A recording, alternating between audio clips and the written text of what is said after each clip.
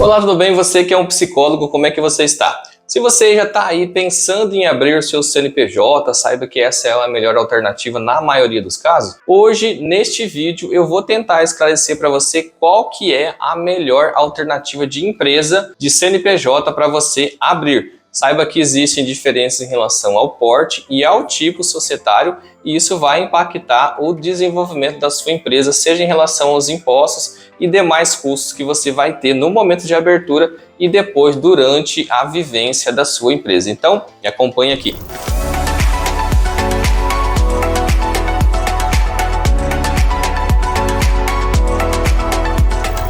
Olá, psicólogo, como é que você está? Tudo bem? Se você ainda não me conhece, o meu nome é Alessandro, eu sou contador, sou advogado, gestor da Contabiliza Mais.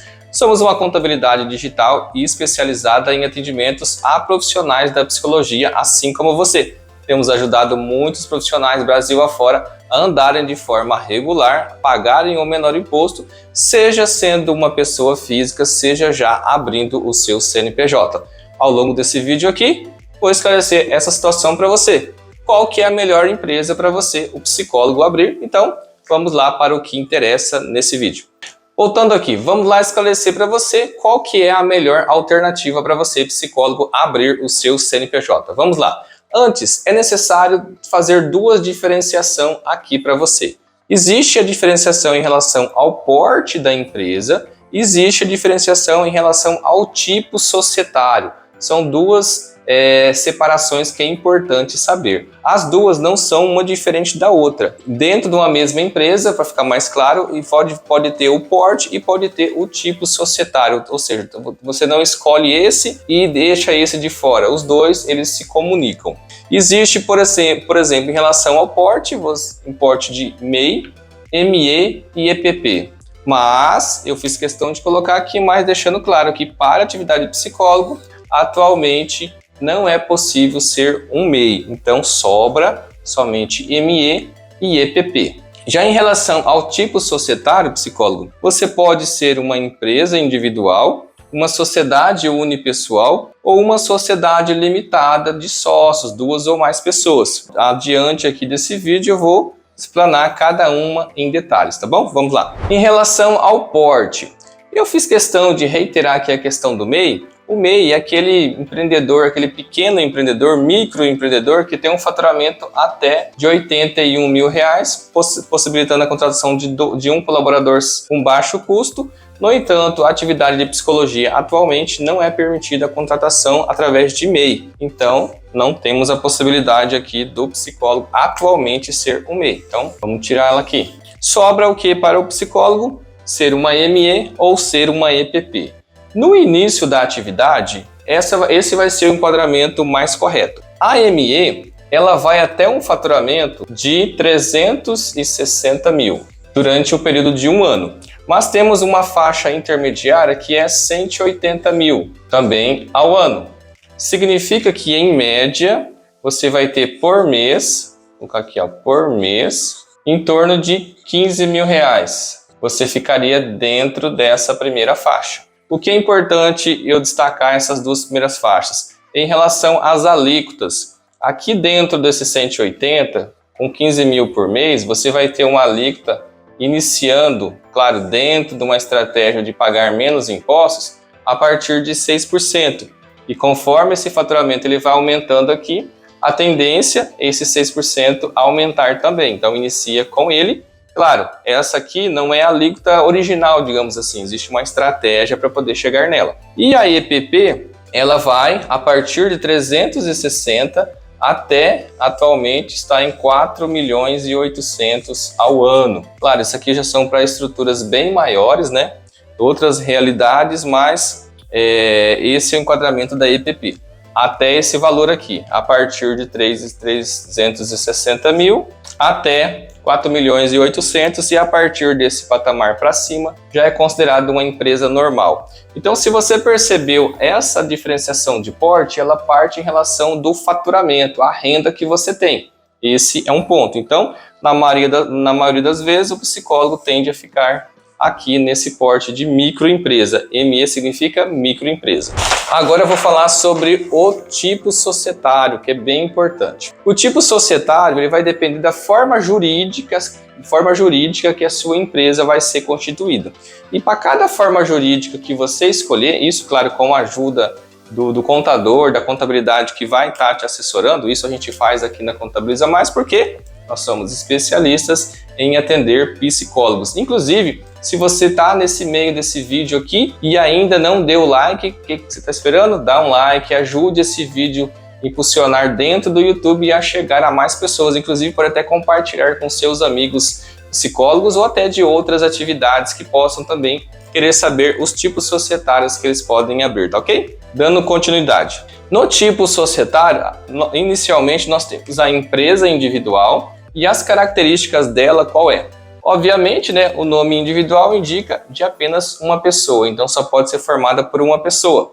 E a taxa da junta comercial para abertura é uma taxa menor, comparada com os outros tipos societários. Então, aqui é uma situação neutra, uma pessoa. Aqui já se torna uma vantagem, né? Você vai pagar uma menor taxa no início. Não tem anuidade do CRP, ou seja, você não vai precisar pagar a anuidade do seu CNPJ, da sua pessoa física normal, você continua pagando, mas do CNPJ não. Porque há necessidade, quando você tem um CNPJ, que é a atividade principal de psicologia, fazer o registro no CRP, conforme determina a resolução 16 de 2019 do CFP, do Conselho Federal de Psicologia. Mas nesse tipo societário você não paga anuidade. Mas aqui nós temos uma desvantagem. Qual que é? A responsabilidade ilimitada. O que seria essa responsabilidade ilimitada? No seguinte sentido, que as atribuições que você tem no CNPJ, eles vão se confundir com os bens e dívidas e direitos que você tem também no CPF. Então, um exemplo pode ser que uma dívida que você tenha no CNPJ possa ser pegar um bem seu do CPF para poder pagar essa dívida. Então, não há uma separação. Então, tem essa desvantagem. Continuando, sociedade unipessoal. Nós vimos a empresa individual, agora tem a sociedade unipessoal. Qual que é a característica dela? Igual à empresa individual, também formada por apenas uma pessoa. A taxa da junta comercial, diferentemente do outro tipo, já é uma taxa maior. Então aqui eu já entendo que é uma desvantagem. Ela também não paga anuidade para o CRP. Precisa fazer a inscrição, mas não precisa pagar anuidade, em regra, né? Isso aqui também pode ter algumas exceções. Regra geral, quase todos os CRPs no Brasil não cobram anuidade nesse tipo societário. E aqui é uma vantagem, diferentemente do outro tipo lá de empresa individual, aqui a responsabilidade é limitada, ou seja, há uma separação. CPF, CNPJ. Regra geral, os bens que você tem no seu CPF, na sua pessoa física, não serão utilizados para pagar dívidas que você tenha no CNPJ e vice-versa. Então, existe essa separação, então acaba sendo uma vantagem. E a sociedade limitada, de forma geral, ela tem basicamente quase as mesmas características que a unipessoal, ela só difere que ela é formada por duas ou mais pessoas, aqui é apenas uma, né? O nome unipessoal já demonstra isso, e a desvantagem dela aqui é que ela paga a anuidade do CRP, ou seja, se você psicólogo abre uma empresa com outro psicólogo ou outra pessoa que não é psicólogo, ou seja, você abre uma sociedade limitada com duas ou mais pessoas, se a sua atividade principal é de psicologia, precisa fazer o registro no CRP e nesta situação precisa sim pagar anuidade.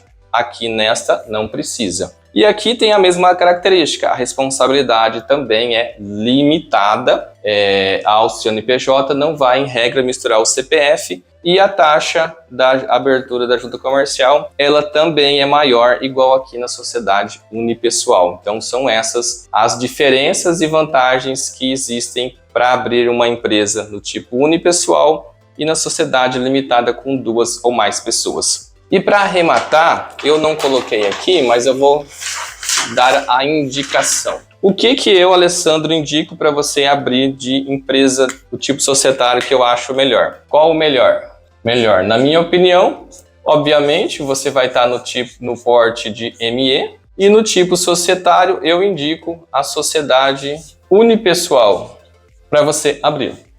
Mas também existe a possibilidade de colocar essa ressalva de que você abra no primeiro momento como empresa individual e depois, porque aqui você vai ter uma taxa menor, então você vai ter um custo menor, e depois de um certo tempo, para você ter uma proteção maior em relação à responsabilidade, a sua empresa crescendo, tendo um faturamento, você exercendo até outras atividades, a gente faça uma alteração contratual, você fazendo essa transformação societária numa sociedade unipessoal ou numa sociedade limitada, se você for atuar com outra pessoa, para você ter uma proteção maior em relação à responsabilidade. Só um detalhe em relação aos impostos, o tipo societário não tem nenhuma influência, ou seja, você vai pagar os mesmos impostos sendo empresa individual ou as sociedades unipessoal ou a limitada.